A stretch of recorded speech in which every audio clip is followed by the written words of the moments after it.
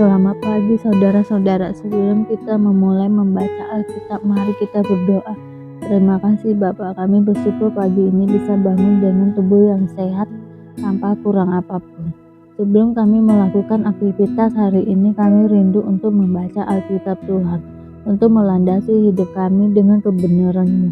Oleh sebab itu kami semakin hari semakin berkenan di hadapan-Mu Tuhan. Urapilah setiap kami Tuhan, di dalam nama Tuhan Yesus. Haleluya. Amin. Milik pusaka Efraim dan Manasye. Kemudian keluarlah undian bagi Bani Yusuf, batas mereka dari sungai Yordan dekat Yeriko.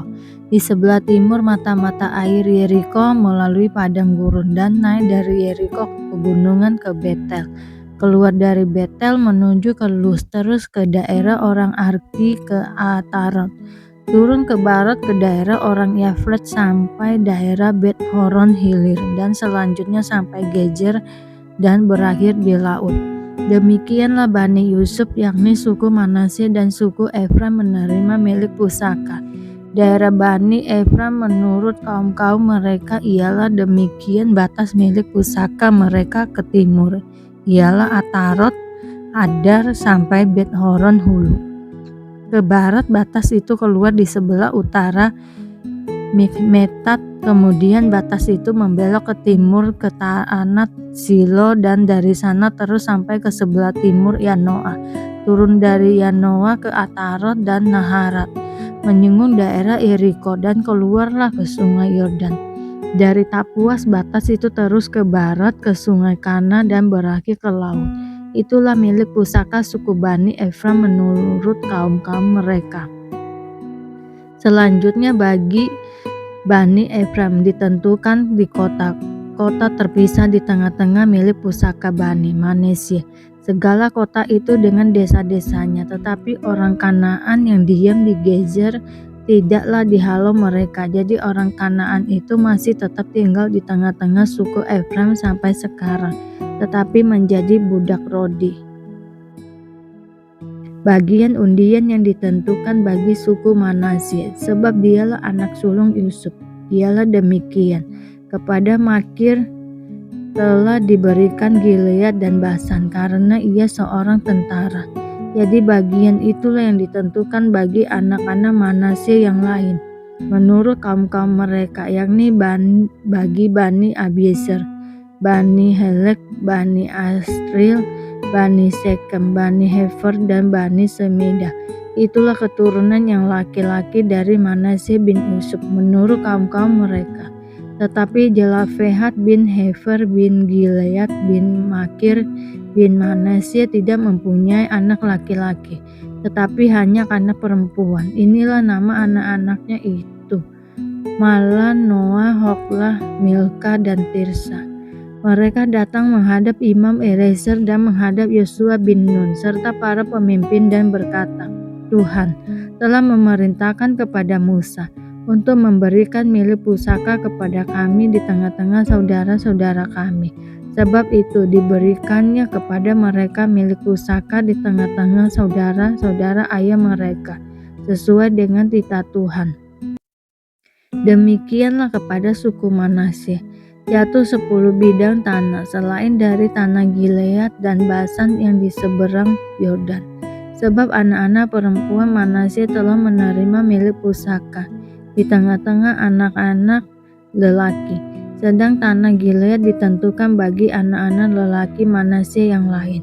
Jadi batas daerah Manasye ialah dari Asyir ke Mikmetat yang di sebelah timur Sikem. Kemudian batas itu terus ke selatan ke daerah penduduk En Tapua. Tanah Tapua adalah kepunyaan suku Manasye, tetapi kota Tapua dekat batas daerah Manasye adalah kepunyaan Bani Efraim. Kemudian batas itu turun ke sungai Kana. Ke sebelah selatan sungai itu kota-kota di sana adalah kepunyaan suku Efraim, sekalipun di tengah-tengah kota suku Manasye. Selanjutnya batas daerah Manasye itu lewat dari sebelah utara sungai itu dan berakhir ke laut. Ke selatan daerah itu kepunyaan suku Efraim dan ke utara kepunyaan suku Manasye. Batasnya ialah laut di sebelah utara. Batas daerah itu menyinggung daerah Asyir. Itu di sebelah timur menyinggung daerah Isakar.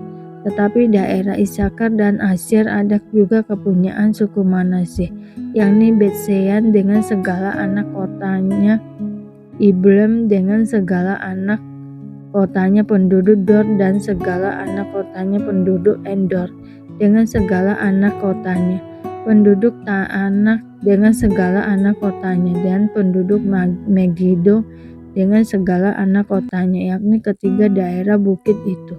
Tetapi Bani Manasye tidak dapat menduduki kota-kota itu, sebab orang Kanaan berhasil untuk tetap diam di negeri itu.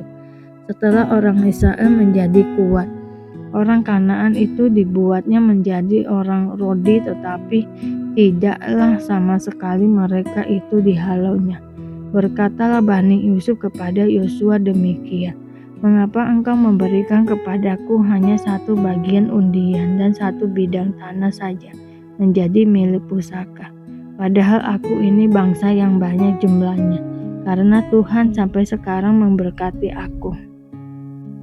Jawab Yosua kepada mereka, "Kalau engkau bangsa yang banyak jumlahnya, pergilah ke hutan dan bukalah tanah bagimu di sana di negeri orang Feris dan orang Refam, jika pegunungan Efraim terlalu banyak, terlalu sesak bagimu."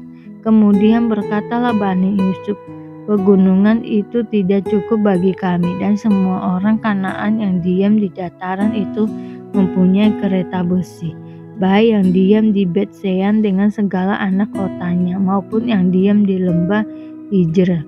Lalu berkatalah Yosua kepada keturunan Yusuf, kepada suku Efraim dan suku Manasye, "Engkau ini bangsa yang banyak jumlahnya dan mempunyai keturunan yang besar. Tidak hanya satu bagian undian ditentukan bagimu, tetapi pegunungan itu akan ditentukan bagimu juga, dan karena tanah itu hutan, haruslah kamu membukanya. Kamu akan memilikinya sampai kepada ujung-ujungnya, sebab kamu akan menghalau orang Kanaan itu, sekalipun mereka mempunyai kereta besi dan sekalipun mereka kuat." Pembagian sisa tanah Kanaan di Silo. Maka berkumpullah segenap umat Israel di Silo. Lalu mereka menempatkan kemah pertemuan di sana, karena negeri itu telah takluk kepada mereka. Pada waktu itu masih tinggal 7 suku di antara orang Israel yang belum mendapat bagian milik pusaka. Sebab itu berkatalah Yosua kepada orang Israel, "Berapa lama lagi kamu bermalas-malas, sehingga tidak pergi menduduki negeri yang telah diberikan kepadamu oleh Tuhan, Allah nenek moyangmu? Ajukanlah 3 orang dari tiap-tiap suku, maka aku akan menyuruh mereka, supaya mereka bersiap untuk menjelajahi negeri ini, mencatat keadaannya, sekadar milik pusaka masing-masing, kemudian kembali kepadaku. Sesudah itu mereka akan membaginya di antara mereka menjadi 7 bagian. Suku Yehuda akan tetapi tinggal dalam daerahnya di sebelah selatan, dan keturunan Yusuf akan tetap tinggal dalam daerahnya di sebelah utara. Kamu catat keadaan negeri itu dalam 7 bagian, dan kamu bawa kemari kepadaku.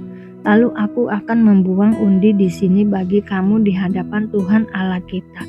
Sebab orang Lewi tidak mendapat bagian di tengah-tengah kamu, karena jabatan sebagai imam Tuhan ialah milik pusaka mereka.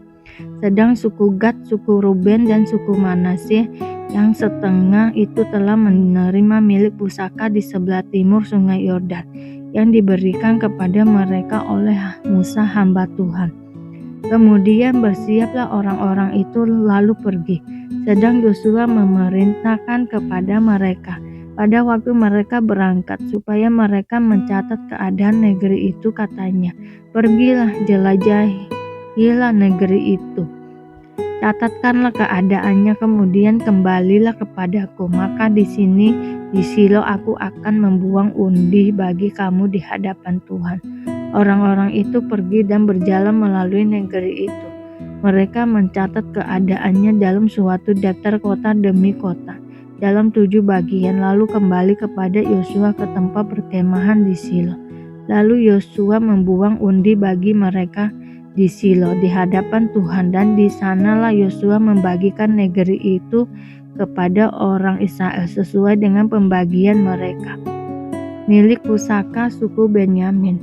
Maka keluarlah undian suku Bani Benyamin menurut kaum-kaum mereka, dan daerah yang diundikan kepada mereka terdapat antara daerah Bani Yehuda dan daerah Bani Yusuf.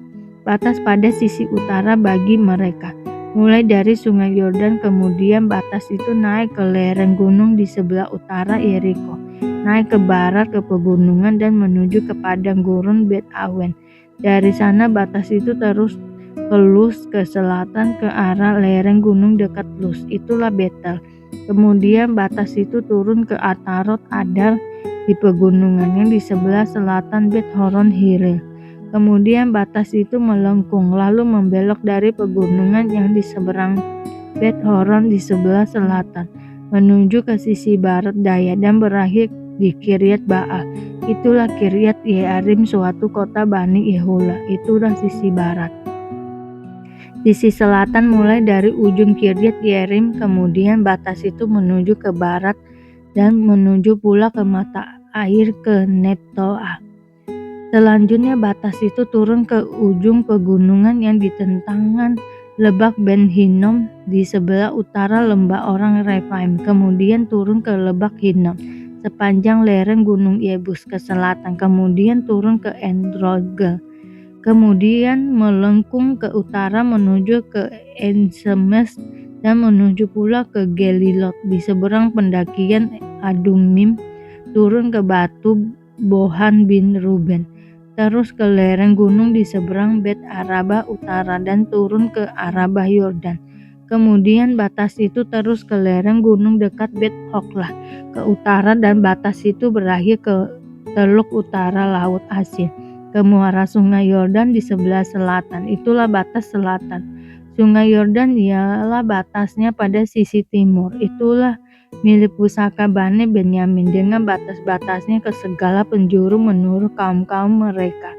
Kota-kota suku Bani Benyamin menurut kaum-kaum mereka ialah Yeriko, Bet Hokla, Emek Kesis, Bet Araba, Jemaraim, Betel, Haawim, Para, Ofra, Kefar, Haamonai, Ofni, dan Geba, 12 kota dengan desa-desanya, Gibeon, Rama, Berot, Mispa, Kefira, Mosa, Rekem, Irpeer, Tarala, Jela, Eleb, dan Yebus, ialah Yerusalem, Gibeat, dan Kiryat, 14 kota dengan desa-desanya. Itulah milik pusaka Bani Benyamin menurut kaum-kaum mereka. Orang Samaria yang murah hati. Pada suatu kali berdirilah seorang ahli Taurat untuk mencobai Yesus. Katanya, "Guru, apa yang harus kau perbuat untuk memperoleh hidup yang kekal?" Jawab Yesus kepadanya, "Apa yang tertulis dalam hukum Taurat? Apa yang telah kau baca di sana?" Jawab orang itu, "Kasihilah Tuhan Allahmu dengan segenap hatimu dan dengan segenap jiwamu dan dengan segenap kekuatanmu dan dengan segenap akal budimu, dan kasihilah sesamamu manusia seperti dirimu sendiri." Kata Yesus kepadanya, "Jawabanmu itu benar, perbuatlah demikian, maka engkau akan hidup." Tetapi untuk membenarkan dirinya, orang itu berkata kepada Yesus, "Dan siapakah sesamaku manusia?" Jawab Yesus, "Adalah seorang yang turun dari Yerusalem ke Yeriko. Ia jatuh ke tangan penyamun-penyamun yang bukan saja merampoknya habis-habisan, tetapi yang juga memukulnya, dan yang sesudah itu pergi meninggalkannya setengah mati. Kebetulan ada seorang imam turun melalui jalan itu. Ia melihat seorang itu, tetapi ia melewatinya dari seberang jalan. Demikian juga seorang Lewi datang ke tempat itu. Ketika ia melihat orang itu, ia melewatinya dari seberang jalan. Lalu datang seorang Samaria yang sedang dalam perjalanan ke tempat itu. Dan ketika ia melihat oleh itu, tergeraklah hatinya oleh belas kasihan. Ia pergi kepadanya lalu membalut luka-lukanya. Sesudah ia menyiraminya dengan minyak dan anggur. Kemudian ia menaikkan orang itu ke atas keledai tunggangannya sendiri, lalu membawanya ke tempat penginapan dan merawatnya. Keesokan harinya ia menyerahkan 2 dinar kepada pemilik penginapan itu, katanya, "Rawatlah dia, dan jika kau belanjakan lebih dari ini, aku akan menggantikannya waktu aku kembali." Siapakah di antara ketiga orang ini menurut pendapatmu? Apa sesama manusia dari orang yang jatuh ke tangan penyamun itu? Jawab orang itu, "Orang yang telah menunjukkan belas kasihan kepadanya." Kata Yesus kepadanya, "Pergilah dan perbuatlah demikian." Maria dan Marta. Ketika Yesus dan murid-muridnya dalam perjalanan, tibalah ia di sebuah kampung. Seorang perempuan yang bernama Marta menerima dia di rumahnya. Perempuan itu mempunyai seorang saudara yang bernama Maria. Maria ini duduk dekat kaki Tuhan dan terus mendengarkan perkataannya. Sedang Marta sibuk sekali melayani. Ia mendekati Yesus dan berkata, "Tuhan, tidakkah engkau peduli bahwa saudaraku membiarkan aku melayani seorang diri? Suruhlah dia membantu aku."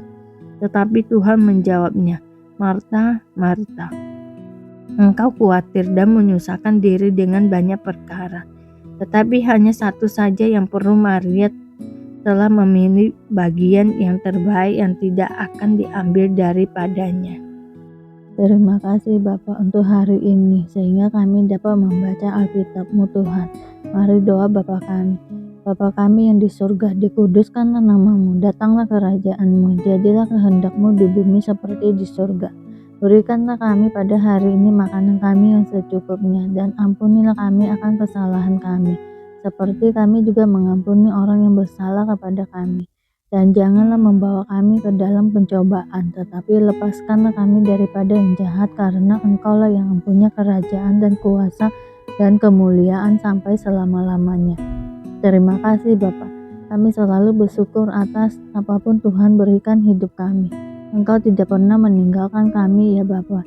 Hidup kami akan senantiasa berkecukupan di dalam-Mu. Di dalam nama Tuhan Yesus kami berdoa dan mengucap syukur. Amin, amin, amin. Tuhan Yesus memberkati.